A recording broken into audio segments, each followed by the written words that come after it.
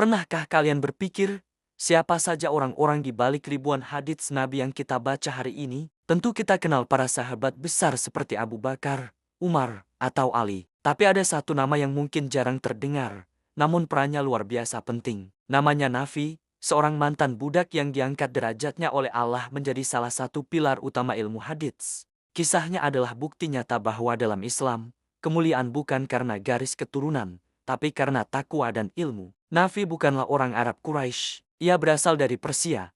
Datang ke Madinah sebagai seorang budak, takdir membawanya menjadi milik Abdullah bin Umar, putra Khalifah Umar bin Khattab. Namun, Ibnu Umar bukan sekadar majikan biasa. Beliau adalah sahabat Nabi yang paling terkenal ketat dalam meneladani Rasulullah.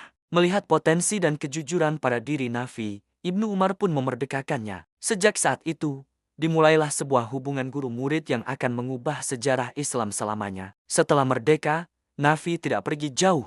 Ia memilih untuk tetap mengabdi dan belajar dari Ibnu Umar. Selama puluhan tahun, ia menemani gurunya kemanapun, baik saat menetap di Madinah maupun dalam perjalanan jauh. Bayangkan, ia tidak hanya mendengar teori, tapi melihat langsung bagaimana seorang sahabat besar mempraktikkan Islam. Ia melihat cara Ibnu Umar shalat, berpuasa, berhaji, bahkan cara beliau berjalan atau berhenti di suatu tempat. Semua meniru apa yang pernah beliau lihat dari Nabi Muhammad. Nafi adalah saksi mata dari sunnah yang hidup. Ia menyerap semuanya, bukan dengan catatan di atas kertas, tapi dengan hafalan yang kuat dan pengamatan yang teliti. Semua ilmu yang ia dapatkan adalah hasil dari kebersamaan yang sangat panjang dan penuh berkah. Kehidupan bersama Ibnu Umar membentuk Nafi menjadi pribadi yang luar biasa. Ia tumbuh menjadi seorang ahli fikih dan ahli hadits yang sangat disegani. Karakternya tenang, tidak banyak bicara, dan sangat jauh dari perdebatan kusir atau keinginan untuk tampil populer. Namun, ketika ia mulai menyampaikan sebuah hadits dari Ibnu Umar, semua ulama besar di masanya akan terdiam, menyimak dengan saksama, dan mencatat setiap katanya. Mengapa? Karena semua orang tahu, Nafi adalah cerminan dari gurunya. Ia mewarisi sifat kehati-hatian Ibnu Umar dalam menyampaikan ilmu agama. Baginya, satu kesalahan dalam meriwayatkan hadits adalah sebuah dosa besar yang tak bisa dianggap remeh. Inilah yang membuat namanya begitu harum dan dipercaya oleh seluruh ulama. Puncak kemuliaan dan kepercayaan terhadap Nafi terangkum dalam sebuah istilah yang sangat terkenal di kalangan para ahli hadits, yaitu silsilah az-zahab atau rantai emas sanad. Apa itu rantai emas? Itu adalah jalur periwayatan hadits yang dianggap paling kuat dan paling syahih, yaitu ketika sebuah hadits diriwayatkan oleh Imam Malik dari Nafi, dari Abdullah bin Umar, dari Rasulullah.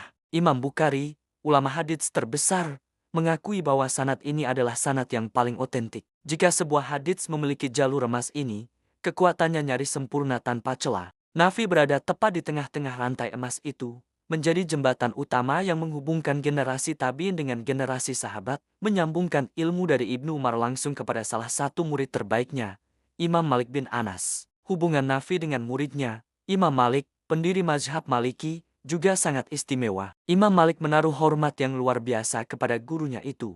Saking percayanya Imam Malik pada Nafi, beliau sering berkata, jika Nafi sudah meriwayatkan sesuatu dari Ibnu Umar, aku tidak butuh orang lain lagi untuk menguatkannya. Pengakuan dari seorang imam besar seperti Malik menunjukkan betapa tingginya kedudukan Nafi dalam dunia ilmu. Ia bukan sekadar perawi biasa, ia adalah standar kebenaran.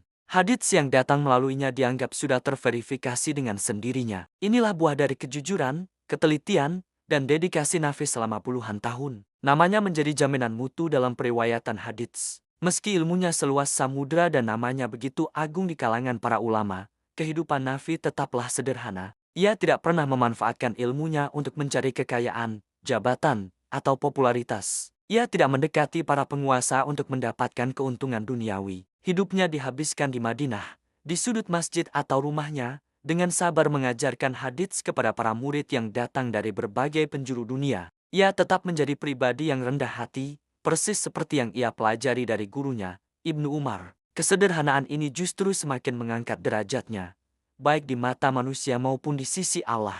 Ia mengajarkan kita bahwa ilmu yang sejati akan membuat pemiliknya semakin tawadhu, bukan semakin sombong. Nafi wafat sekitar tahun 117 Hijriah di kota yang sangat ia cintai, Madinah. Ia pergi meninggalkan dunia ini tanpa warisan harta yang melimpah, tanpa istana yang megah, atau jabatan yang tinggi. Tapi ia meninggalkan warisan yang jauh lebih berharga dan abadi, ilmu. Namanya terukir selamanya di dalam kitab-kitab hadits paling sahih seperti Sahih Bukhari dan Sahih Muslim. Hingga hari ini, setiap kali kita membaca sebuah hadits yang diriwayatkan melalui jalurnya, setiap kali para ulama mengkaji sebuah hukum dari riwayatnya, pahala kebaikan terus mengalir untuknya. Ia adalah bukti hidup bahwa di dalam Islam, kemuliaan sejati tidak diukur dari status sosial saat lahir, tapi dari ketakwaan, kejujuran, dan kesetiaan dalam menjaga warisan Nabi. Kisah Nafi menginspirasi kita semua, bahwa dari posisi manapun kita berasal, pintu untuk menjadi mulia melalui ilmu dan amal saleh selalu terbuka lebar. Terima kasih sudah menyimak kisah inspiratif dari salah satu pahlawan ilmu dalam sejarah Islam. Semoga kita bisa mengambil pelajaran dari kehidupan Nafi Maula Ibnu Umar.